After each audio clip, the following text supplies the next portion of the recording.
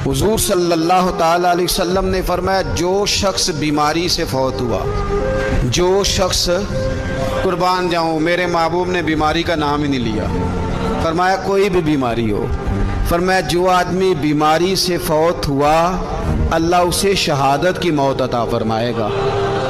और वो अज़ाब कब्र से और कब्र के इम्तिहान से भी महफूज रहेगा। और हुजूर फरमाते हैं उसको सुबह और शाम जन्नत के बागों में से रिस्क दिया जाएगा। जो किसी भी बीमारी से मरा,